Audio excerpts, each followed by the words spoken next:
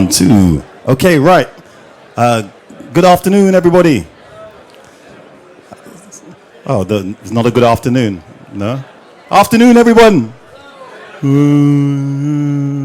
Oh, my goodness. Oh, what are you guys doing in the front?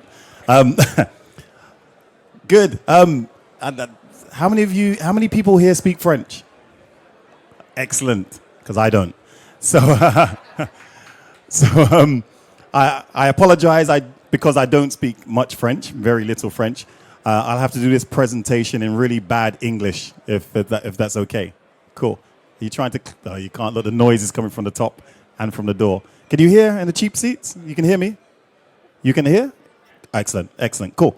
Right, so my name is Ian Burrell, and I'm the global ambassador for rum. And all that means is I get to travel around the world and drink lots of free rum. Yeah. I get paid for doing it, which is good. Everyone likes to get paid for doing something they enjoy doing, a passion. So can everyone see the screen? Because I know it's really sunny. Excellent, because it's only there just to back up. So just in case you don't know who I am or what I do, occasionally you might see me behind the bar making cocktails. I retired a long time ago, but I still try to keep up with the young kids. I don't call myself a mixologist like some of them call. I call myself a cocktologist. So I'm more of a cocktologist. As such, I judge lots of cocktail competitions, so which I love doing because that's more free drinks. I love free drinks, made by some of the best in the world. Do seminars around the world. One of the things I'm very proud about is I created the first international rum festival in 2007. So all of these rum festivals you see around the world have been inspired by that crazy little event that I created 13 years ago back in London. Voted the best international brand ambassador at the Oscars of the Spirit events, the Spirit Awards. I have no idea why, because I don't represent a brand. I just represent rum. But hey, I'll take the trophy. I don't mind. There was no money though, but lots of free drinks. Voted in the top 100 influencers of spirits in the world. I don't understand what that's about, because you should drink what you want, not what I say. That's most important. But the title that I love the most, that is most powerful, I'm the vodka assassin. I don't know why people drink vodka. I have no idea. But some people do, and that's what they do.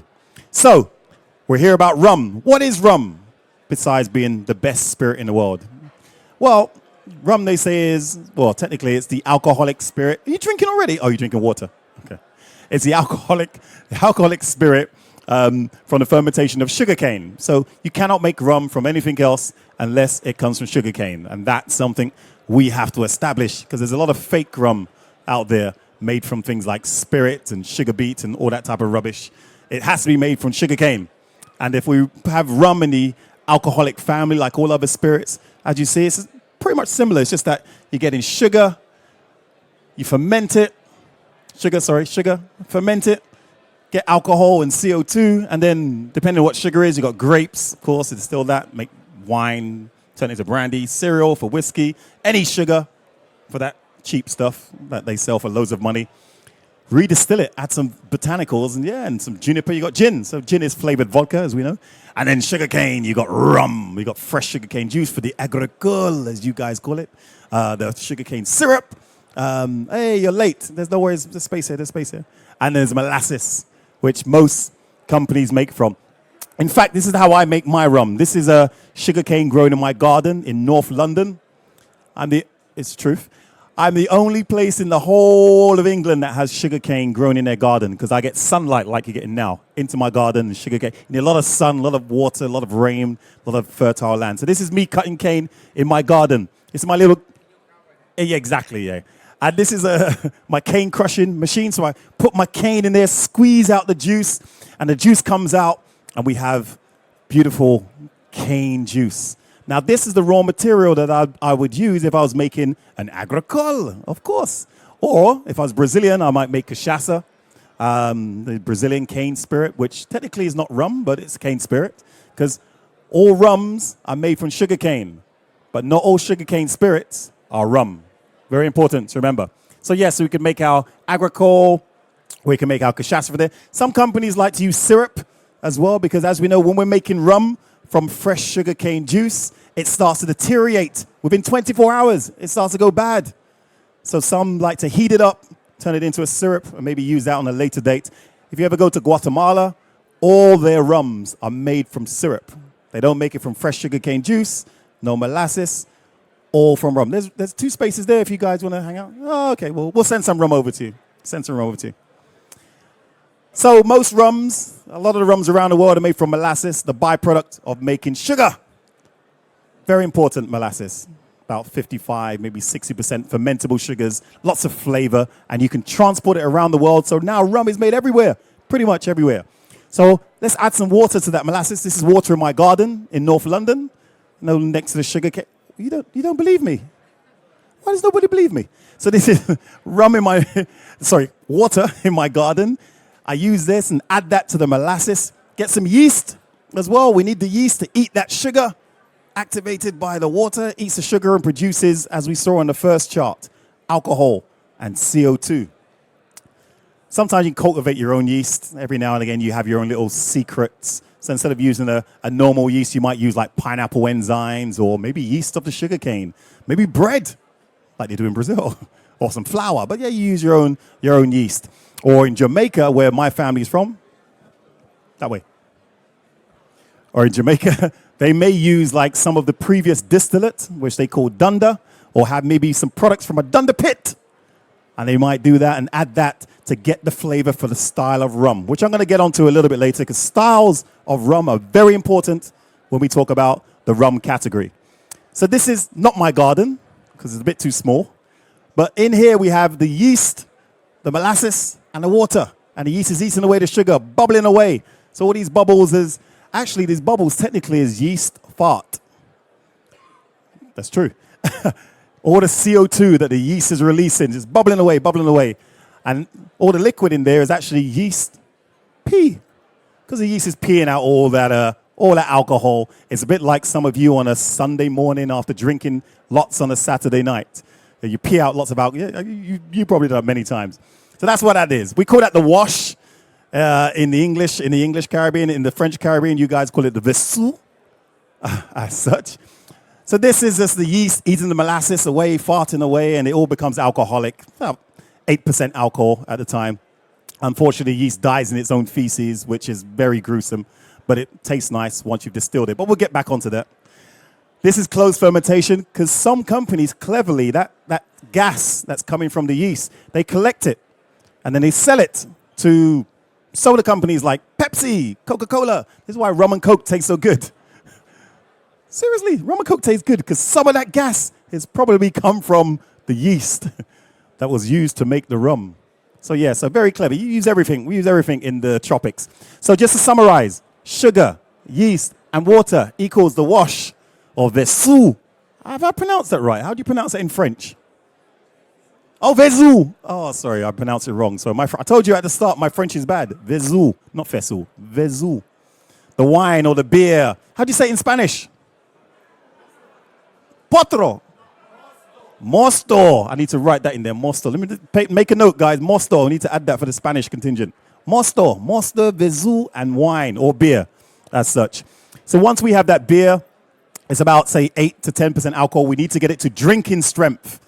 Let's get it up to, what's your favorite strength for a rum? I don't know. 40%? Get out of here. Jamaicans, we like rum at like 63%. Minimum.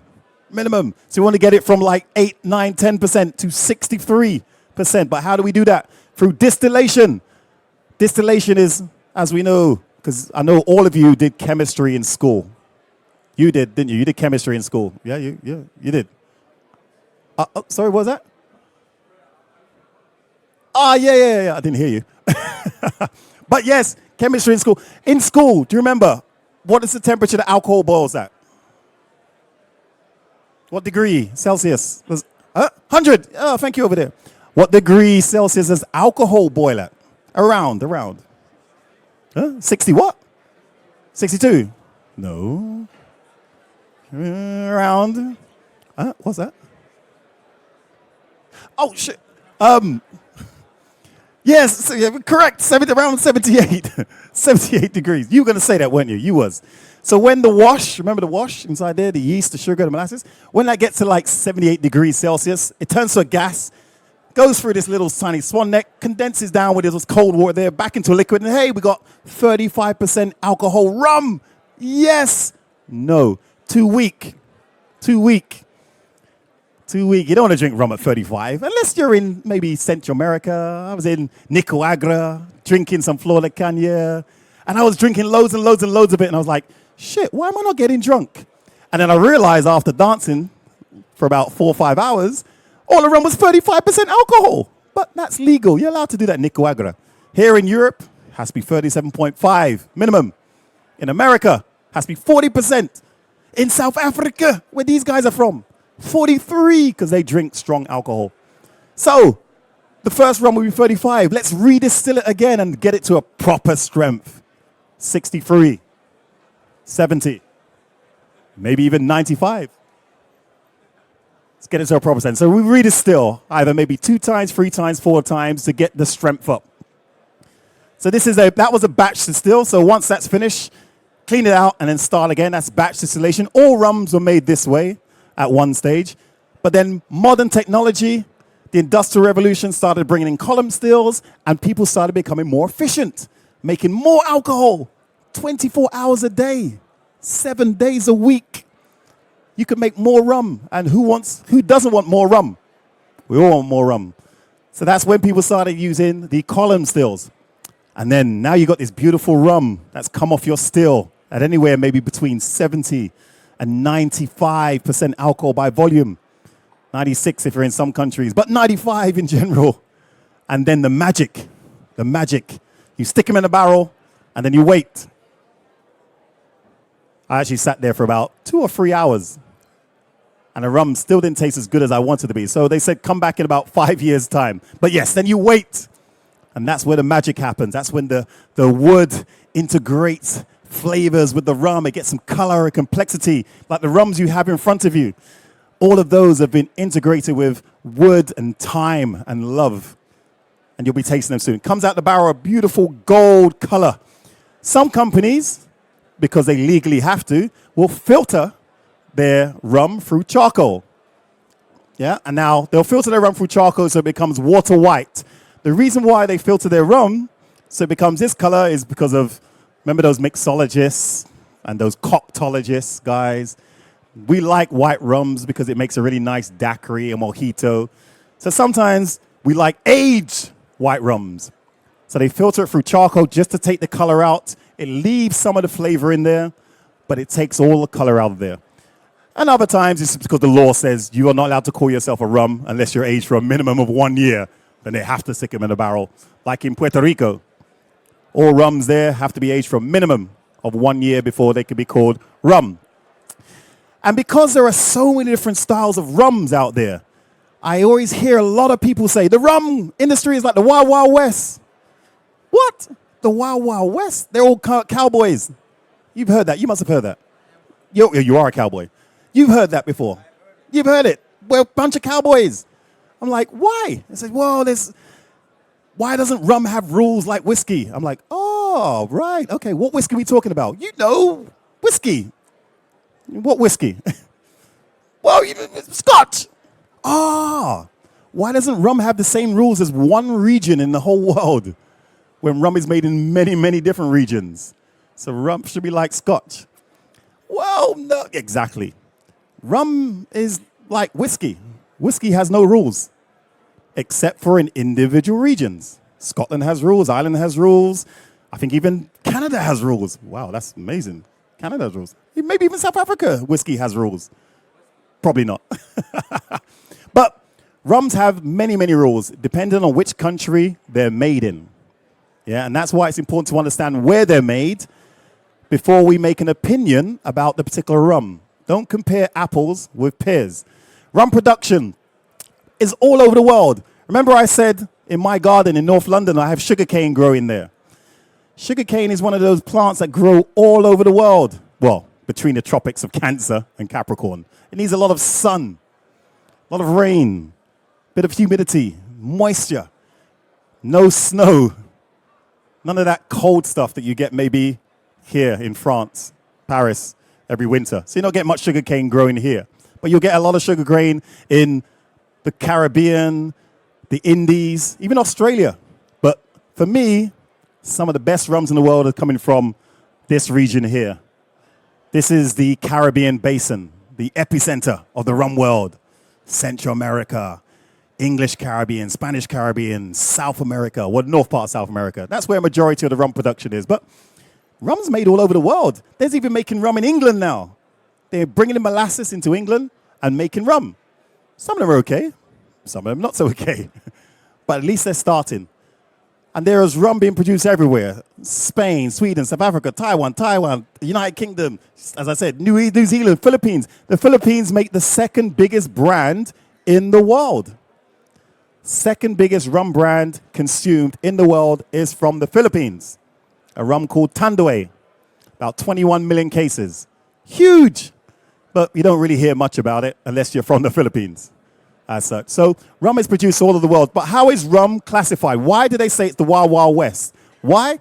Because we don't have a general definition of what rum is. But we don't have that for any spirit. Except for vodka. Just vodka. There's no definition for whiskey. There's no definition for brandy. Can you imagine someone from France? Oh, you got many of France. Going to, let's say, to Peru and saying the way you guys make that brandy with your grapes is not proper brandy? Like, you're right, it's not, it's Pisco. But essentially, it's an ODV from grapes.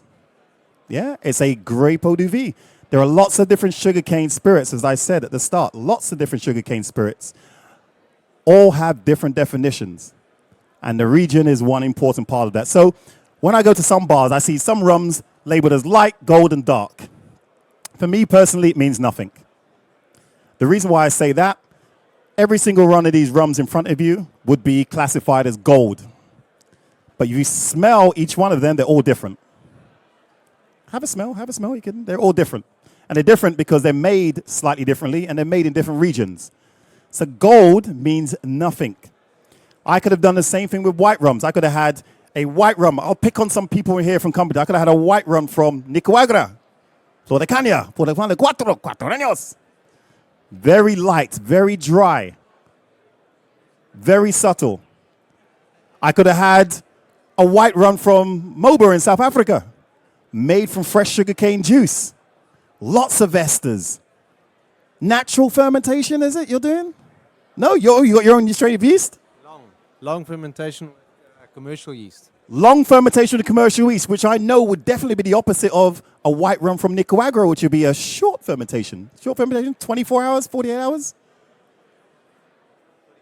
34, that's quite long for you guys. 34 hours, 34 hours, but even short for these guys.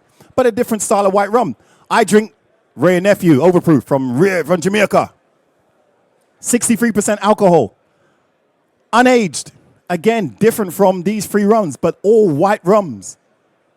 The main difference is one is from Jamaica, one's from South Africa, one's from Nicaragua. Different styles of rums. We need to start using the region or where they're made before we make a decision or a definition of what those rums are. That's what I believe. So the golden rums you have there, different types of golden rums. Dark rum. Again, what does dark rum mean to you? What does dark rum mean to you? Aged in barrels. Asian barrels, yes. And you're Miss Rum in Australia, yeah? Yes.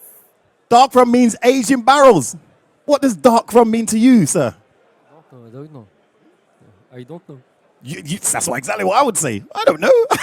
you got an answer. I have a rum that's dark? I don't know. We'll get onto that a little bit later. Is it a rum that's darker than white, darker than gold? What is dark rum? This is another one, another way that rums that are classified. Some will say Spanish, French, and English styles. I always like to say, what happened to the Portuguese? Because weren't they like the first to be using sugarcane distillates, bringing sugarcane from Madeira to South America and making cachaça? Yeah, they didn't call it rum, but they were doing it about 100 years before the English, before the Spanish did that in the Caribbean. But again, maybe we could use this to describe certain rums, but that is based on how the rum is made. Although looking at this, it's based on where the rum is made. Because I see, for example, an English-speaking island that makes a Spanish-style rum, Trinidad, Tobago. That's not a classical English-style rum, using multi-column stills. More modern, classic. And then I see a product like Venezuela that uses an English-type still and a Canadian-type still, double retorts, and a batch kettle to make their rums. They're making much more of an English-style rum than a Spanish rum, although they speak Spanish there. So, again, this is a nice way to start. Yeah, to say in English style, they may be using batch distillation or blends of batch and column. The Spanish style may be using column or multi-column. And then the French style will be using fresh sugarcane juice instead of molasses, like the English and Spanish. So again, they could be broken down by influences. At least it gets people talking. You have some people that want to classify rums like this, where they talk about how it's distilled, whether it's distillery bottling, naming the distillery, no-name distilleries, using molasses, cane juice, syrup, or fresh sugarcane juice, calling a rum pure single rum if it's from one distillery. I don't really like the word pure, because it could mean anything. But I do like the word single rum, basically a single rum from one distillery, like single malt. I still hear some people say single malt means, oh, it's from one single barrel, or it's one single strain of barley or wheat. You hear this from some people who say, what does single malt mean? Some of them don't even realize that single malts are blends of whiskey. They think it's just from one barrel. They don't realize it's from different distilleries. Why don't we have that with rum? A single rum. A rum from one single distillery, made in batch distillation. So again, some people like to classify their rums there. Of course, agricole rum is protected in Europe, but abused in places like Australia. No, they're not abused in Australia, but definitely America. 10 minutes. Yeah, we've got loads 10 minutes, is that it? Should we better start tasting some rums as well? Taste rum number one. Get some rum inside you. Taste number one. We're going to start off in Cuba. Has anyone been to Cuba? No, you need to get to Cuba. Cuba make what I like to call Cuban-style rum. What is Cuban-style rum? Well, first of all, it's rum made in Cuba. That's most importantly.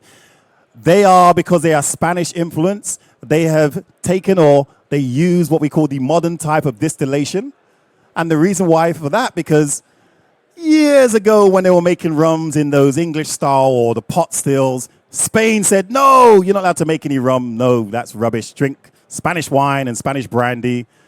And they banned the making of rum several times, in fact, because the Spanish in the colonies didn't listen. They banned the making of rum in the colonies.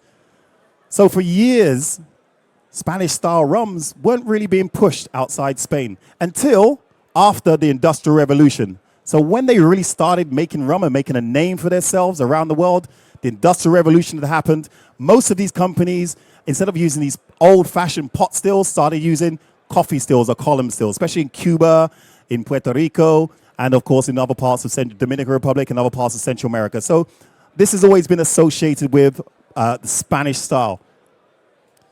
So this is Cuban. This actual rum you're drinking is if he's going to stand up there and do a pose. This is the Tributo, how do you say this in Spanish? Tributo? Huh? Prodotto. Oh, thank you. He says it better than you. Mark says it better than you. Tributo. Yeah. Tributo 2019. So this is bottled this year. This is a rum that's been selected by the Maestro Roneros. Same thing. There's many of them. The Maestro Roneros, several of them, all the master blenders in Cuba. They pick and select their favorite rums for that particular year of their barrels, and they blend those together for this particular section. So it changes every year. It's only about 390 euros a bottle. So you're getting some good stuff as such. Last year's was a little bit more smoky. What they did, they finished the rum in a peaty whiskey barrel. Don't understand that, but hey, if I want to drink peaty whiskey, I drink peaty whiskey. I don't want peat in my rum. But again, a nice little dram or tot. Oh, proof. This is a 40% proof, 40% alcohol. I know my friend, is this yours or mine? I know my friend Mario likes stronger rums, 40%. I personally feel, I'm a little bit biased. I think premium rum should be at least minimum of 43, but that's just me, I'm biased. But what do you think of the rum? Dry, sweet, heavy, light. What do you think? Light. Do we get any wood on there? A bit of wood? For me, this is a classic Cuban style rum. Yeah, light, initial sweetness, but dries very quickly. A lot of tannings on the end, bit of smokiness on the finish, some citrus notes. That is what I get from a lot of good classic Cuban style rums. It is not a Jamaican rum. It is not a Puerto Rican rum, which is even lighter. It is not a Venezuelan rum. It's not even a Nicaraguan rum. It's a Cuban rum. Very important when we talk about the styles of rum, where it's from. It's a little bit too short of time to go into the technicals of what the rules and regulations in Cuba. But when I went to Cuba, last time I was in Cuba was about 5 months ago. Working with some of the 5 minutes? Oh, it can't be 5 minutes. Working with some of the people that make the rums out there, they have some of the strictest rules and regulations in making rum. They have rules to interpret how to interpret the rules in Cuba. Yeah, what type of glass you have to use when you're evaluating it, what type of light inside the laboratory. So very, very strict rules. So they're very proud of the Cuban appellation or Cuban geographical indication of how rum is made. So very important with Cuban rum. Rum number 2. Jump into rum number 2 because I'm being rushed by this lady over here. She's like, you only have half an hour to drink 4 rums. We're drinking about 1,000 euros worth of rum and you're rushing us. Can't believe it. You're rushing us. Right, rum number 2. What we got? So we're going all the way from Cuba to another little tiny island in the Caribbean called Guadeloupe. Anyone been to Guadeloupe? Guadeloupe? You been to Guadeloupe? You're from Guadeloupe. You don't count. Oh, I love this one. You want to try this one? There you go. Oh, you going to do this one? Okay. Okay, there you go. So this one, if you have any of the Cuban rum left, compare this rum with Cuba. I do get for me, this is another classic, a classic style of rum from Cuba. This is the Caruquera? You're not French, but you can say it. Okay, Caruquera. This is the black edition. Now, when I say the black edition, the reason why they call it that, because this is a 4-year-old rum that's been aged in barrels where they burnt the inside of the barrels and they formed like a really big charcoal on the inside. It looked like an alligator skin. It was smooth but crackly, and what that does, it imparts flavor while a rum is aging inside it. So you get a little bit of smokiness inside there.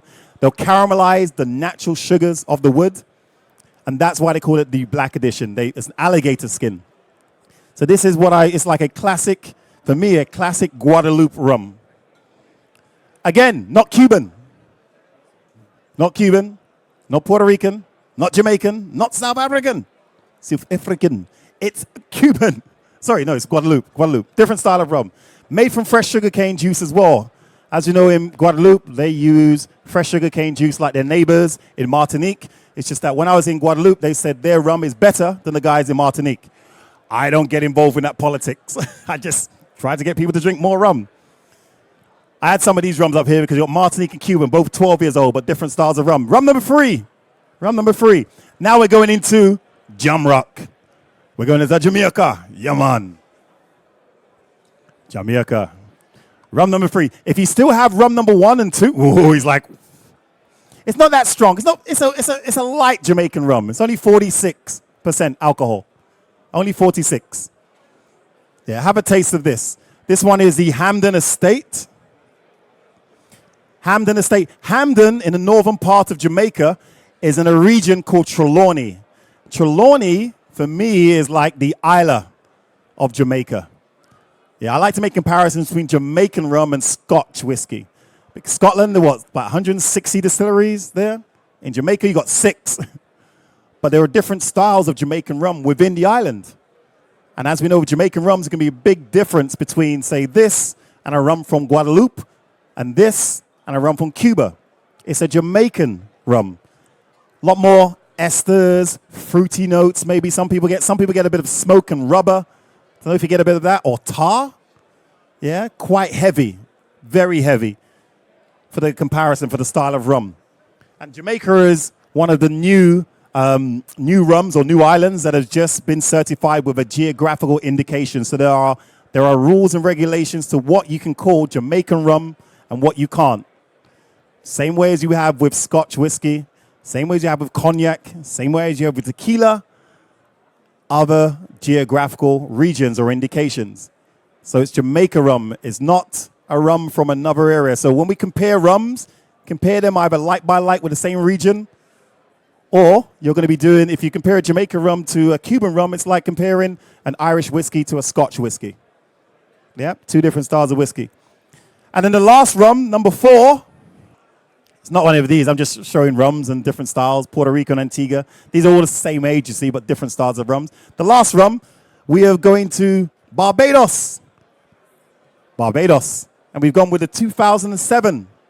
Finish off with this one because it's just won an award in the International Wine and Spirits Challenge as one of the best spirits in the world. Not best rums, but one of the best spirits in the world it's won. So this is the 2007. This is a 12-year-old rum from the Four Square Distillery in Barbados. It is a blend of pot and column, so it's on the same distillery. Not single rum like we said with like a single malt. This is a single blended, so it's a blend of traditional column and a traditional pot. It's cask strength, so it's 59% alcohol. We finished with the strongest. You're getting a big kick in there. It's really funny because when I first went to Barbados a few years back, speaking to the guy that made this, he would say, Jamaican rum, get out of here with that rubbish. Jamaican rum, too strong, too heavy. Now he's making big cask strength rums. I'm like, yeah, now you're getting into the whole Jamaican vibe. But I'm biased because I'm Jamaican. But yes, so this is 2007, 12-year-old rum from the Four Square Distillery in Barbados. Again, not Jamaican. I think the Jamaican rum, the one previously, had a little bit more funk to it. Yeah, a little bit more funk. And again, that is important when we are defining the different styles of rums that we try. It's very important to find out where they're from. And then you want to dig any deeper. What are the rules and regulations to making rum in that country? Because when us as rum drinkers start to say this rum, I'm nearly finished, I'm just finishing off. When us as rum drinkers start to say, oh, this rum is not as good as this rum because it doesn't taste the same, I think we're getting into tricky areas. Say it doesn't taste as good because you don't like it. Yeah? It's all about where the rum is made and how it's made. Just the same way as if we try, like with me, if I have an Isla, I'm thinking smoke and peat and sea water and brine. I'm like, oh, but give me a Speyside. I'm thinking, oh, a bit more fruitiness. That's in one region. That's just in Scotland. But if I have an Irish whiskey, then I'm thinking, oh, this is going to be better than all the Scotch whiskies out there because I'm thinking, yeah, triple distilled, much more fruity, more laid back and easily much more approachable. And that's how we should see rums by different region. Sorry, it was very quick. I didn't get to see some of the funny slides because they only gave me half an hour. But I hope you enjoyed the rums that we tried. And if you do have any more questions, I'm here in France for another hour and a half before I fly off to Berlin. So yes, but thank you again for the time. Don't forget to finish with the rum. And if you're going to do what I do, I just normally just blend all the rums together and make my own blend because I'm a rum ambassador and my job is to get people drinking rum. Don't matter what style of rum, I'm going to get you to drink it. But enjoy what you like and understand what you're drinking. Cheers.